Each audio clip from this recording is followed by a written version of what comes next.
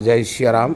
जय श्री क्या राम। नाम है प्रभु आपका? मेरा नाम सर रामनाथ सविता है। जय जय। मैं ओरछा रिसोर्ट में, ओरछा पैलेस में मुझको 25 साल हो गया काम करते करते, बड़ी कृपा है। और मैं 14 भाषा बोलता हूँ। Korean, Japanese, Canada, Greece, Spanish, Israel, France, Russian, Australia, German, Chinese, Japanese, जितना हमारा काम है मैं उतना बोल लेता हूँ। और मैं ओरछा का जो सम्मान सुनाने जा रहा हूँ, आप प्रेम से सुनिए। जी जी।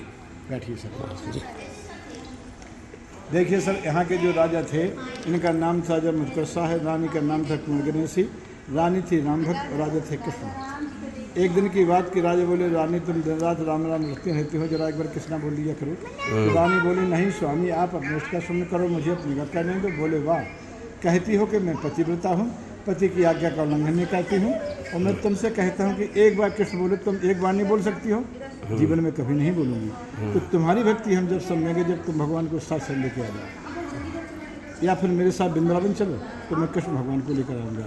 तो रानी बोली, आप कष्ट न करिए स्वामी, मैं जा रही हूँ। तो यहाँ से कुंवर गणेशी रानी, बैठ जाओ, आप बैठ जाओ, बैठ जाओ। यहाँ से कुंवर गणेशी रानी बिना चप्पल पहने पैदल अयोध्या गई। मंदिर में गई, 3 दिन खड़े रही। जब भगवान नहीं मिले तो सर जी में मायने लगी।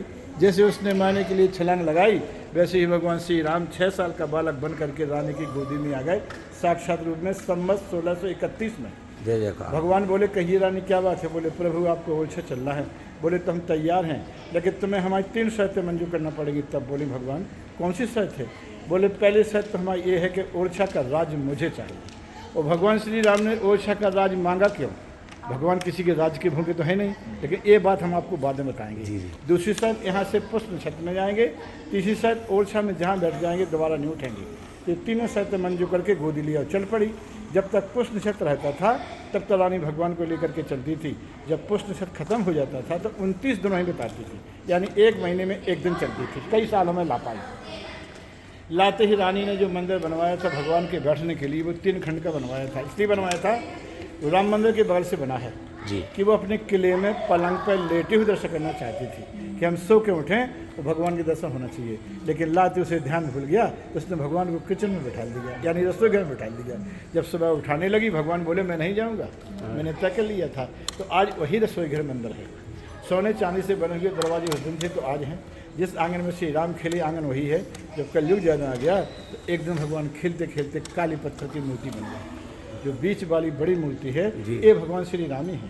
ये मूर्ति नहीं बनाई, इसकी प्रतिष्ठा नहीं की गई, स्वयं राम है।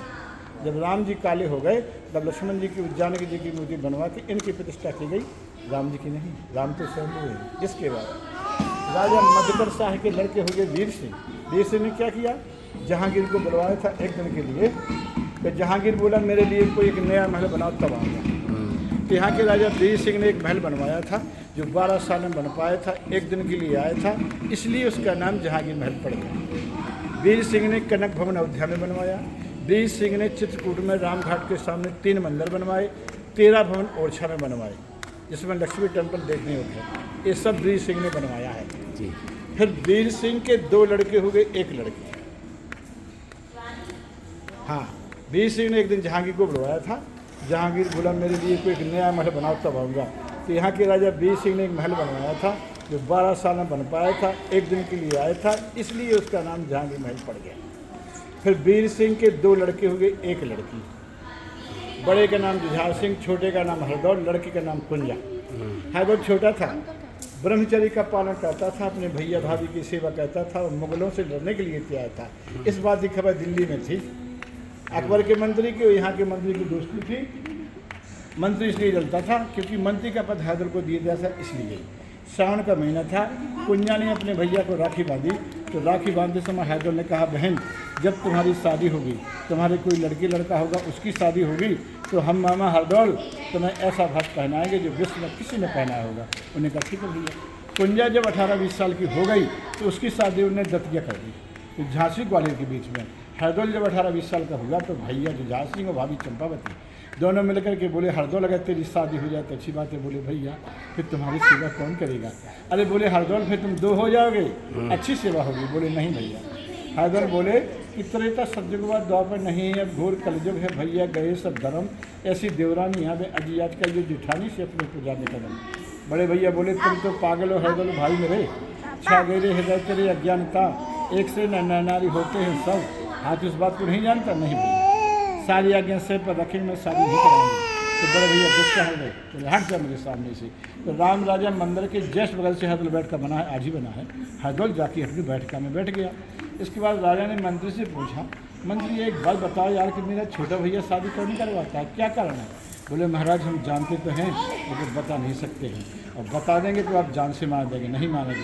बोले महाराज ये महल में मनमानी करता है, क्योंकि मंत्री जनता था हरदोल के प्रति और भाभी के प्रति झूठा दोष लगा दिया। और इस बात पर मंत्री ने विश्वास करवा दिया।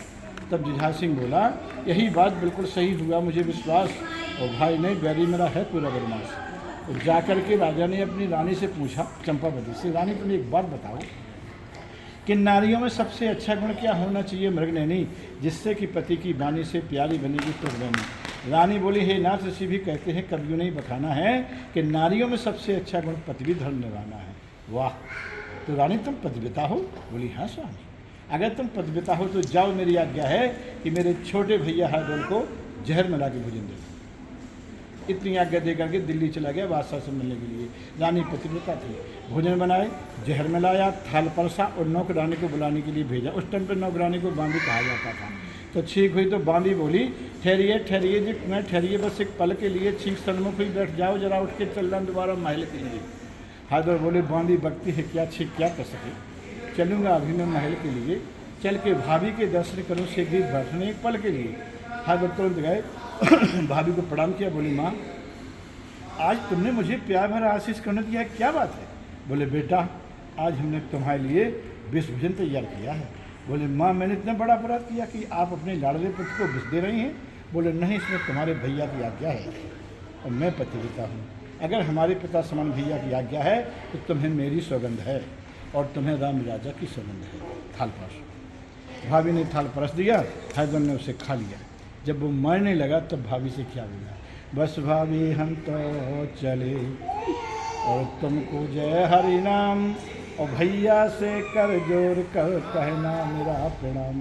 लेकिन बहन ने राखी बांधी थी, बहन से मिलने का मन में ख्याल मेरे रह गया, आवे तो कह देना नमस्ते भैया तुमको कह गया।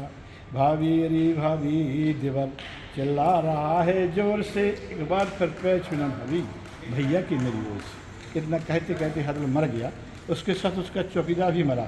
दोनों के चबूतरा बाय परसों बनवा गए, आज ही बन गए। मरने के बाद कुंजा को पता चला तो कुंजा दतिया से रोती हुई आई, जुझार सिंह से बोली बड़े भैया भैया तू बड़ा हत्यारा है, छोटे भैया को चुगलों के कहने से निर्दोष मरवा दिया।